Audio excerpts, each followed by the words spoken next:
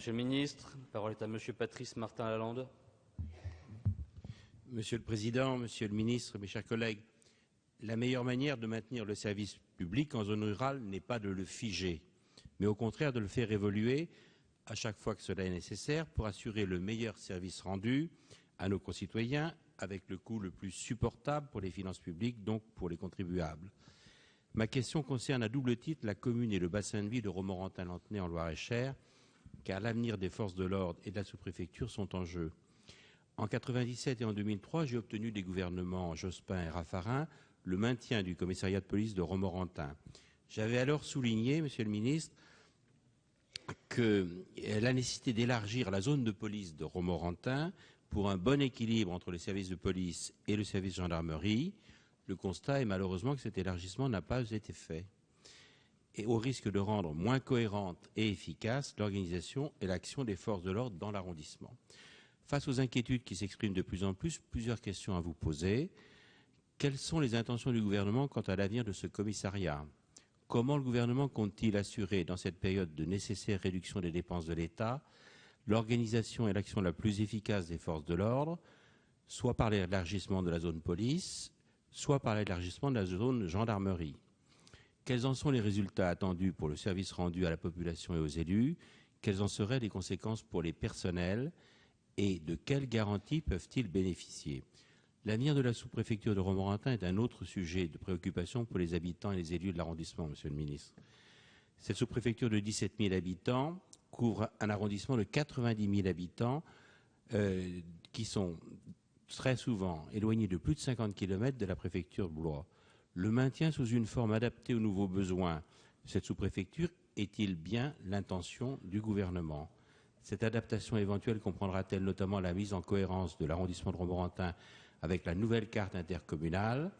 Et pour conclure, quels nouveaux progrès seront organisés pour permettre l'accès de tous aux informations et aux démarches en ligne, y compris à partir des mairies?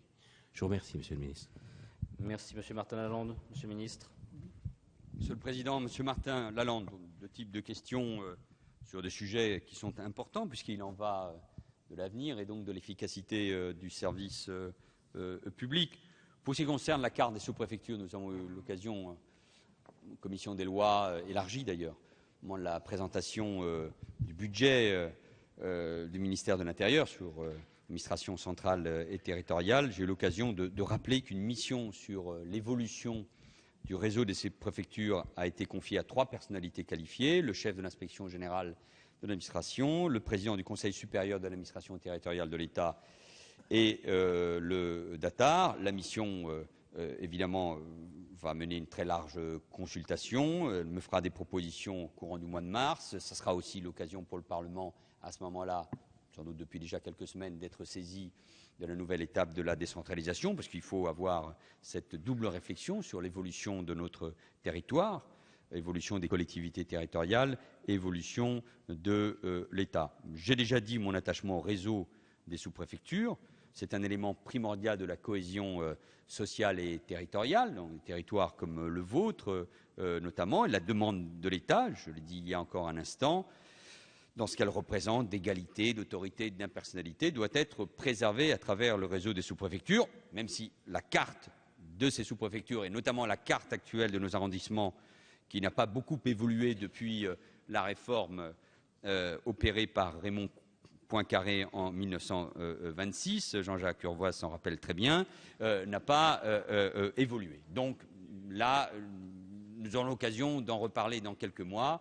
Et moi, je me tiens, ainsi que mon cabinet, évidemment, au-delà du rôle des préfets et de cette mission, à votre disposition pour évoquer ces questions. Pour ce qui concerne le redéploiement police-gendarmerie, et notamment dans votre secteur, vous avez soutenu, mais ce n'est pas une accusation, hein, je rappelle simplement ce fait, un gouvernement qui a redéployé la compétence territoriale des missions de sécurité entre la police et la gendarmerie nationale dans 343 communes. Je pense que chacun peut comprendre qu'il peut y avoir des évolutions. Je ferai un certain nombre de propositions. Ces projets donneront lieu à une concertation avec les élus sous la conduite des préfets.